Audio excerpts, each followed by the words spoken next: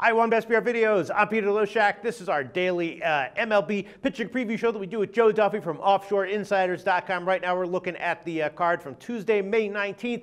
Joe Duffy, how are things going at OffshoreInsiders.com right now? Rock solid ahead for the year. We had a little bit of a baseball slump recently, but we're doing great in everything. Even the NHL playoffs, we've been mixing in some winners. The NBA, Major League Baseball, long, hot summer for the bookmakers, Peter Loshak. Tuesday, this card, I think you might be able to find some winners here, a couple of vulnerable pitchers. First, I want to ask about Taijuan Walker, right? He kind of gets like a little bit of a break when he pitches at home. Here, though, he's going to be on the road at Baltimore, hitter-friendly park, decent lineup. Miguel Gonzalez on the other side has some talent, but in general, I think we just expect Walker to have a rough start here. Exactly. Remember what I said. I want to see these guys with the great young arms prove something on the field. Walker's gotten knocked around 7.2, got an ERA of over 7 in 7 starts, 7.22. Again, may or may not be pitching at the major league level as a quality starter a year or two down the road, but right now, I think he was probably brought up a little bit too quickly. Doesn't look like he's a Major League Baseball pitcher at this point in his career. Okay, look to fade Walker. And then Jeremy Hellickson is going against Miami. And Miami is one of these teams that always has a low level of tension and disarray going on. And they just fired their manager.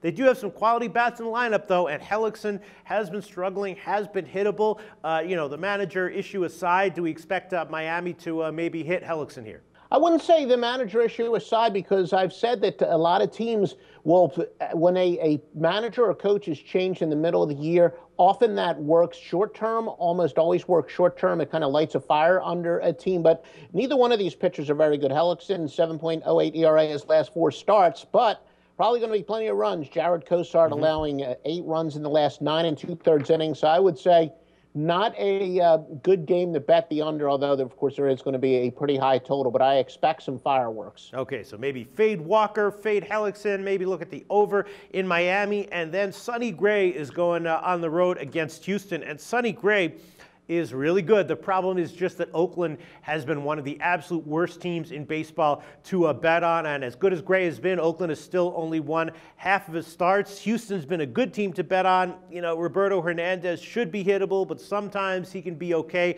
It's just the problem is just that Oakland seems so unreliable and overvalued as a team right now. What's your take on Sonny Gray's start at Houston? Well, last year when Oakland made that big trade with Cespedes, I started fading them, and they went all in on pitching. Of course, Samardzija is not even there anymore. But again, I always say if you want to win with pitching, you better have a great offense, and Oakland doesn't have that. And Sonny Gray has seen that. He's pitched very well. He's allowed no more than 1 earned run in 6 of his 8 starts, but he's just not getting the run support. So going to be a low-scoring game. Really looks like Sonny Gray, a good under-pitcher, but as a general rule of thumb, Oakland's obviously been a bad team, and I like to fade good pitchers on bad teams. So Sonny Gray, probably a good fade situation. Then Michael Wacha, right? He seems excellent, not super lights out, but very reliable. A guy who knows how to pitch, a young arm who still, gets outs and gets success even when he's not necessarily getting strikeouts. Jonathan Neese on the other side, maybe just a half tick worse than Wacha. He's been good as well. Do we expect a good start from both those guys here? Wacha just the opposite, really, of Sonny Gray, where he's generally going to get some pretty good run support. Yeah. The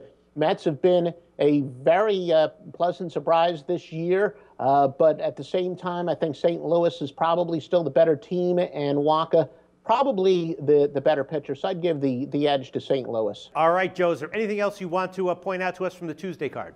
Let's see. I think Gio Gonzalez has really struggled against the Yankees. 1-5, 6.75 ERA, and Jimmy Nelson, 5 home runs allowed his last 2 games. He's getting rocked on the road, so probably 2 fade situations there. Yeah, I actually had Nelson circled. That was one of the guys I might have wanted to talk about. Detroit obviously has a strong lineup, and Milwaukee just a kind of a losing team. You want to fade Gonzalez, though? I mean, yes, it's true that he's been struggling a little bit, but Washington, the bats are coming alive. They're like the opposite, right? That's true. I've said it on a couple of these broadcasts. Washington, because they were so hyped, they got off to a so-so start, but they have been turning it around as of late, and I've really been going with Washington more times than fading them. But yeah, sometimes, that's my old Yogi Berra, 90% of the game is half mental. When a good pitcher has struggled against a team, it might provide a pretty good opportunity. All in all, probably a pass. But, you know, take a look at maybe fading Gonzalez.